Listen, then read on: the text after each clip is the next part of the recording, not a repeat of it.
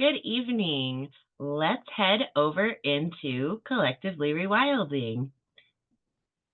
It has been so busy today. Oh my goodness. So hopefully I will stay on top of everything where we are.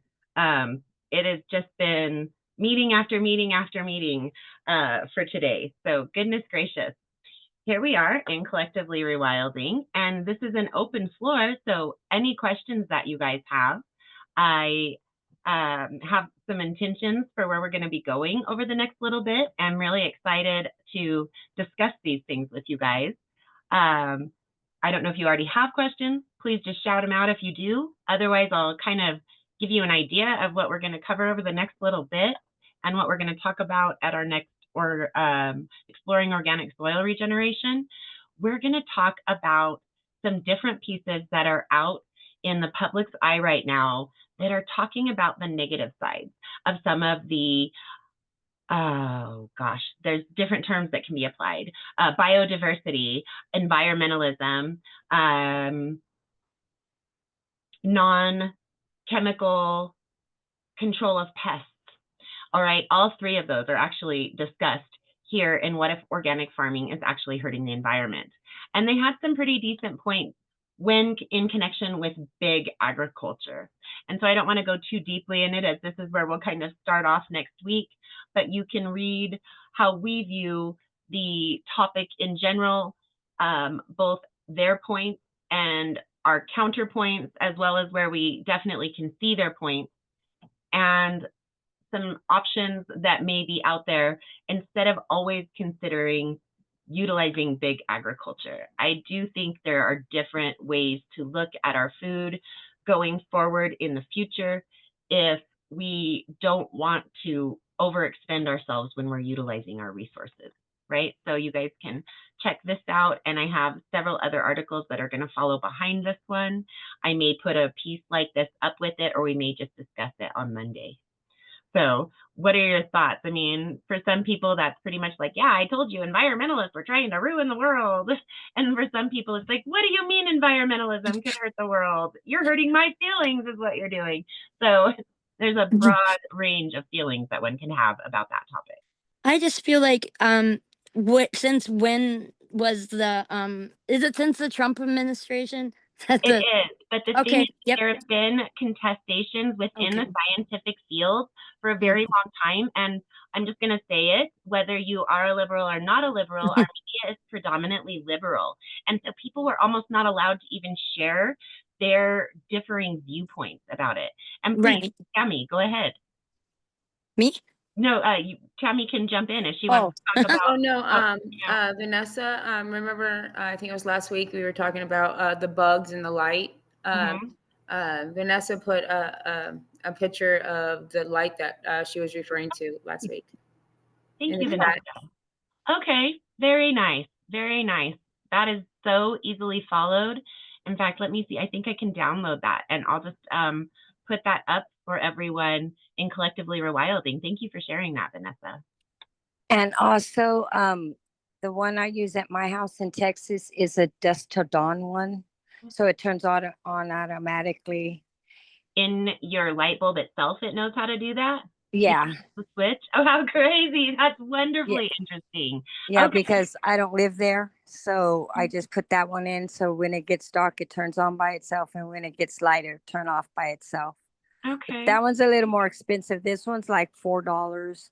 But the other one, I think it's like 15 or 16.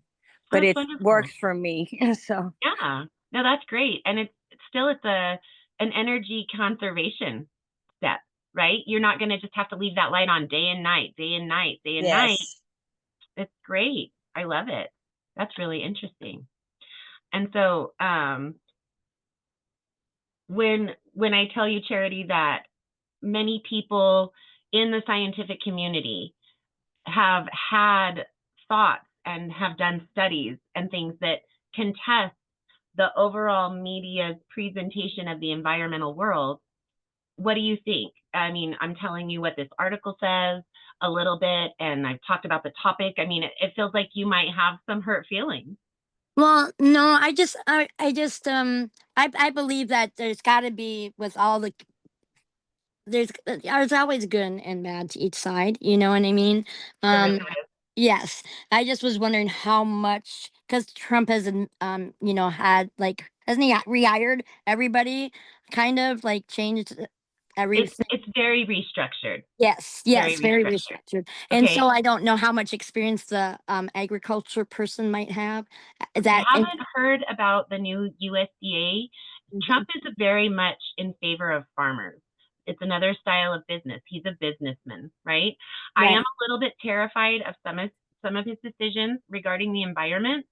Mm-hmm. So I'm waiting to see, but I don't feel like he's stressing his boundaries nearly as far as he could. And to be completely frank with everyone, I've always said that if we're going to use things like these rare earths, it's not appropriate or fair for us to just allow China to do its damage to itself. We should absorb some of that damage because we're one of the biggest users of things like smartphones and the laptops and the solar devices that utilize these rare earths.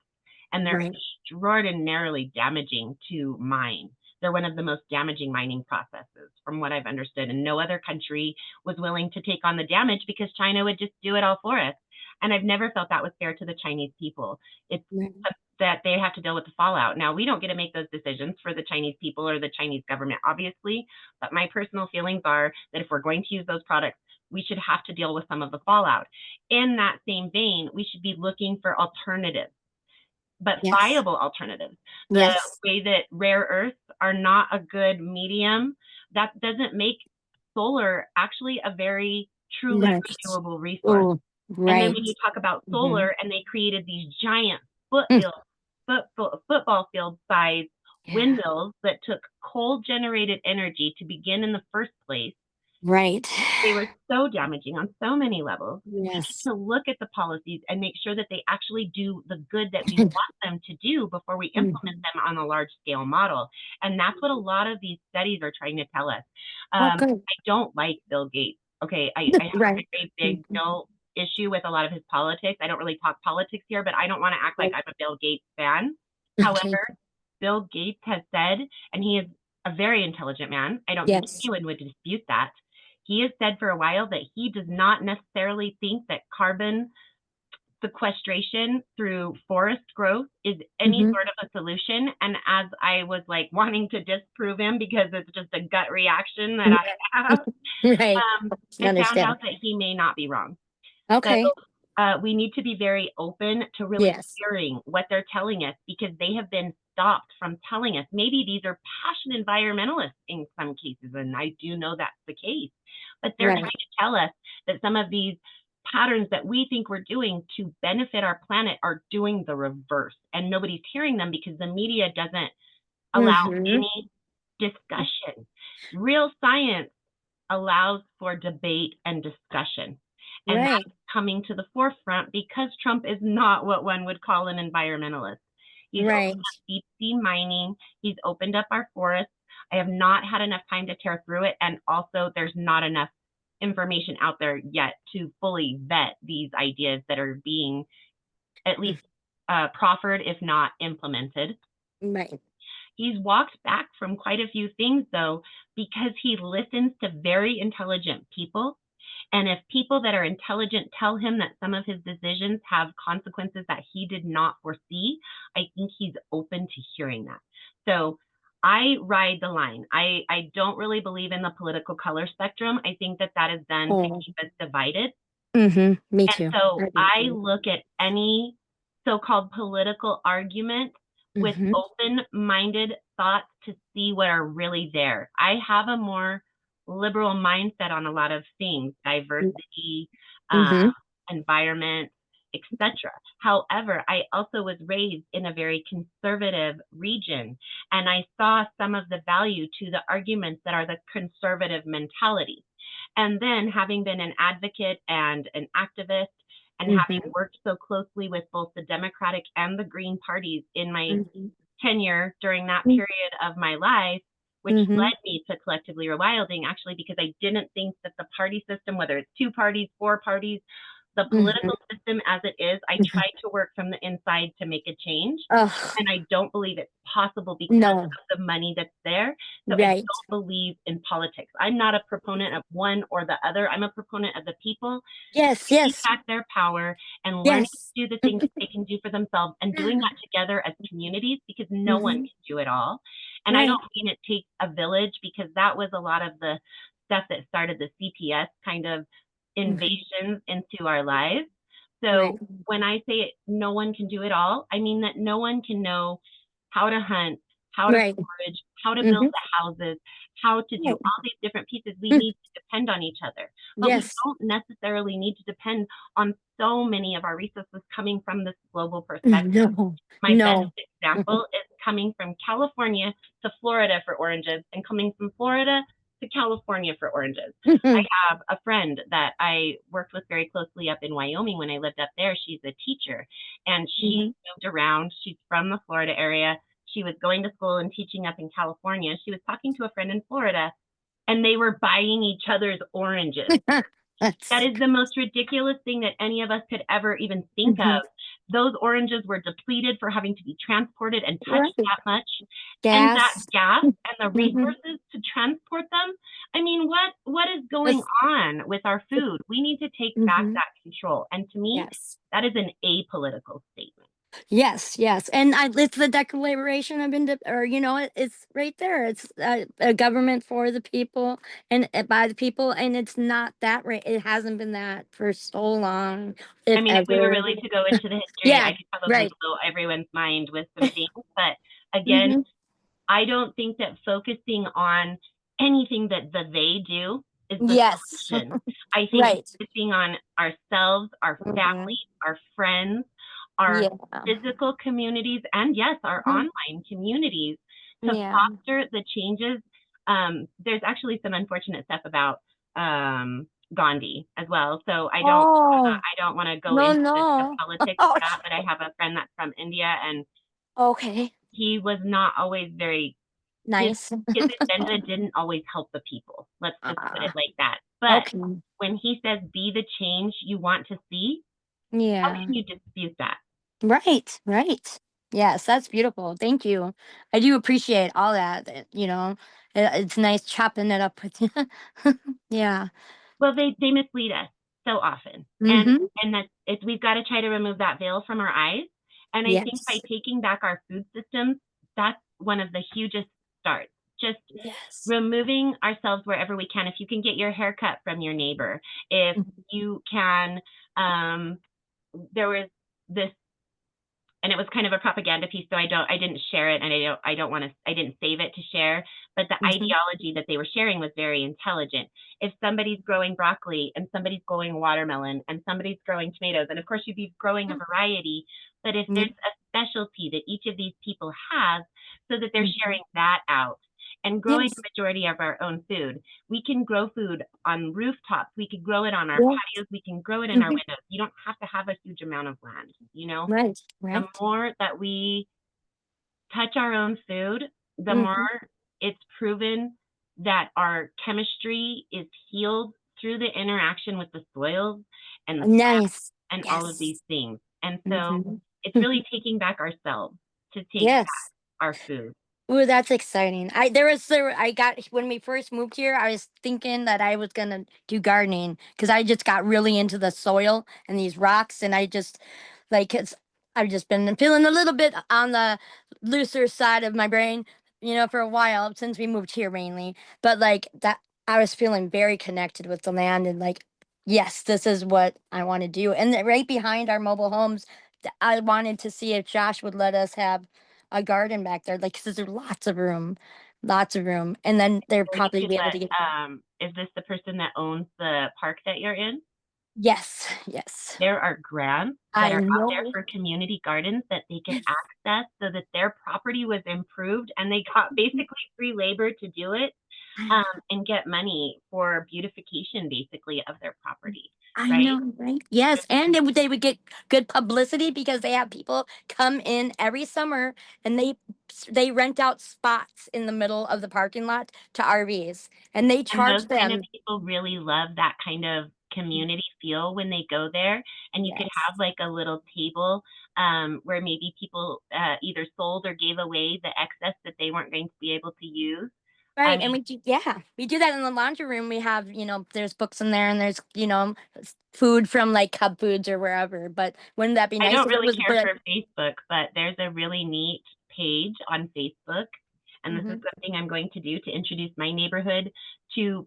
There's Miss Tammy's memory. I'm really bad at getting back to people, but it feels nice in here. It feels very healthy.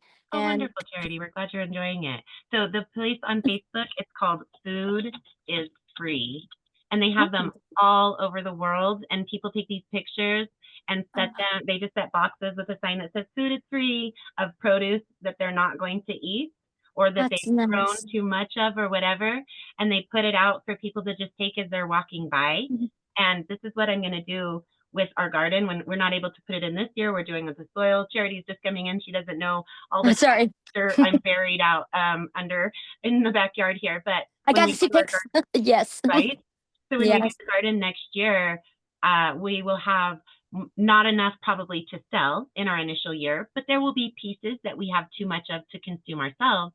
And so I'm going to set them outside. I'm going to get a professional sign and pretty writing all over it every day. Food is free.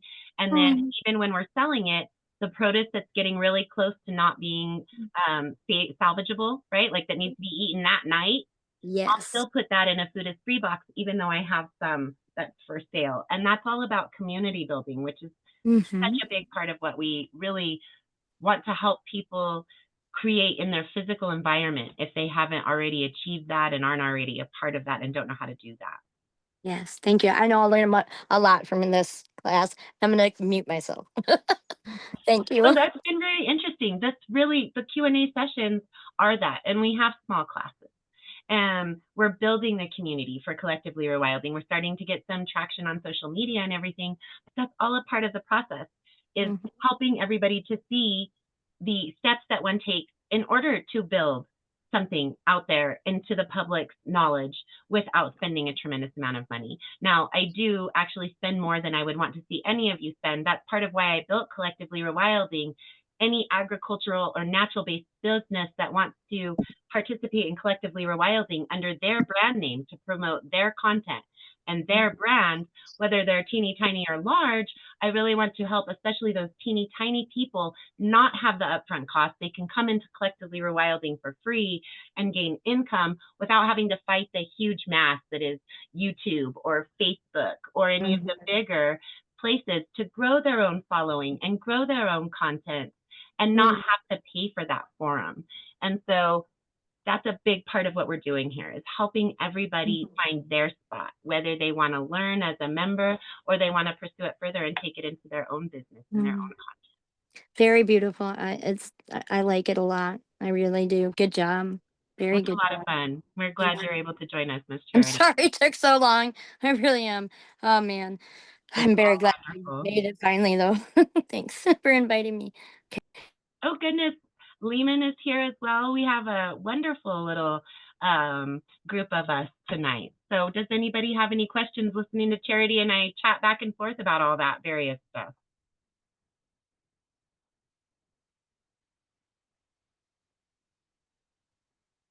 All right. Well, guys, there are going to be some really fun pieces. I really hope that you guys take a moment to tear through this, because it's something we all need to think about. One of the damaging studies that I've read about, they were trying to do a good thing, and it was down in, I can't remember if it was South America, Thailand. It was one of the warmer, more tropical locations of our planet. And they were trying to, there were two of them. One of them, I believe, was more towards Russia or China. When they were trying to reforest this area that actually was a forest, they picked about 4 types of trees and they just went crazy planting them. But in all reality, there were 20, 40, who knows truly how many different species of tree in that forest. And it didn't work out very well because they didn't really study what they were doing enough. They didn't really listen to the people from that region, talk to them, make studies, not make studies, make test areas, right? Like if you're going to dye your hair, you do a test area on your skin. Well, why wouldn't we think we needed to do a test area for anything like that that we're doing with the environment? And so they kind of did more damage by trying to correct it. Another example of that is, I can't remember, somewhere up towards the boundaries of China and Russia, there was another area where they were trying to do a good thing, and they forested an area that had always been grassland. Well, if you're trying to maintain more of what has been, you can't fix it by taking grassland and making it forest land. That's the converse. We don't want to take forest and make it pasturage, because that's what we have down in South America, where they've, you know, it was a big thing in like the 90s, maybe the early 2000s, late 80s. Everybody castigated McDonald's because they were going down and clear cutting rainforests in the South American countries and putting pasturage on it for their cattle. And then once they'd fed a few seasons worth of cattle, the soil was destroyed, because the way forests work, the soil is gorgeous, in a deciduous forest at least. But even there, if you cut those trees down, so much of the nutritive element of that forest is in the living canopy of the forest. So with the jungle soils, when they would cut down, clear cut these forests, and then put the wrong kind of life on top of the soil that was left without putting any of those nutrients back into the soil that they clear cut out of there, the soils were desertified. They were ruined, depleted, desert wastelands. So we need to think about what we're doing. I don't think that if we as a species want to continue as we are, that we can go back. We need to accept that we're agents of change, and we really need to think about the changes that we apply to our environment, and not just think, oh, well, I'm the head of the USDA, or I'm the head of this forest, or I'm the head of the Parks and Recreation for this state, and really look a lot further before we make unilateral decisions. They're really not fixing things. They're further damaging things. And there were things that came from the Great Dust Bowl era from the USDA that they implemented that we found as very counterproductive, just as like not burning the deadfall in our forests that the Native Americans had done for who knows how many millennia before them, and tried to tell our Forest Service workers, and really, you know, not the workers, not the ground level people so much, but the people up there making the decisions to think and they know what they're doing because they've got a title behind their name and a peeper that they can wave around that they probably paid a good amount of money for, that they know what they're talking about. And they didn't listen. And now we have all of these raging forest fires. So if we're agents of change, we need to start making an effort to make positive changes. We're not going to be able to return to what it was before we broke these things if you want to consider them broken. Another study that I'm going to be placing in here, which has always been talked about in the environmental community by those who are being honest about it, is the fact that there are natural fluctuations without human interference in our environment, from great ice ages to small ice ages to tropical ages to probably desertified ages. We just don't necessarily have the whole picture. So while I do absolutely believe that when we're cutting down, when at least 75 to 90% of our soils have been in some way disturbed, if not outright damaged. I want you to think about that. Our globe is already primarily water. And then if you take all of the land masses and you say, even be more conservative and say 60%, somewhere between 60 and 90% of our land mass soil has been disturbed, where do you go? Do you just keep changing it without really worrying about what the outcomes are? Or do you really start looking at that change and trying to drive it in a way that benefits the human species? We obviously think that we are the dominant species. Not obviously, that's fact, that's not a thought. We're at this point the most influential species outside of perhaps maybe some of the fungi or the bacteria that kind of keep all our bodies even functioning properly, right? Like the noticeable life forms on the planet, we are the most affecting change. So that is how that definition for me of dominant would mean. if we are going to think that we should continue to maintain that hierarchy as the so-called dominant species, we better maintain our environment to maintain the life form of that species. And I think that that is a better and more realistic way of looking at what we have termed environmentalism. Whether you come from the liberal standpoint or the conservative standpoint, or don't care about political perspectives, as I don't, and you're just trying to look at the earth as it is and what we want going forward, right? So some thoughts to leave you all with. Any questions from anybody? We've kind of met our time, and I don't have a ton of time. I've got to go pick up that kiddo, but I would love to answer any questions as I'm throwing some sort of maybe unexpected thought processes at you, and perhaps quite a bit of information. I would love to hear any feedback, thoughts, questions, disagreements. I'm excited to hear what's coming next. Yes, and I want you to make it on time to your daughter's show. Yeah. Thank you, my dear. Yes. All right, everybody. Well, I really do enjoy so much talking about all of this with you and all the interesting pieces that you all bring to the table. So thank you all for joining in. And we will be back with you all next Monday excuse me, let me just think for a second. I should know this one. I believe it's 7:30 my time. So let's just make sure. Too many classes between the two communities that we all participate in. I don't even know how to do that. Oh my gosh. Wow. I just about can't anymore. Keep it in my head anyway. I managed to do it, but I have to look at it constantly. So yes, it is 7:30 my time. So that will be on Monday, 6:30 p.m. Pacific, 7:30 Mountain, 8:30 Central, and 9:30 Eastern. So hope to see you all there, and I hope you all have a fantastic weekend. Thank you, Sabrina. This was great. Everybody. Awesome. Thank you. Good night, Benny. Good night, Vanessa. Everyone. Good night, Good night, Leanne. See you later. Tammy. Have a good show. Amen. Benny. Good I night. hope you have a good show. I'm going to go pick her up. So good night, guys. Okay. Good night.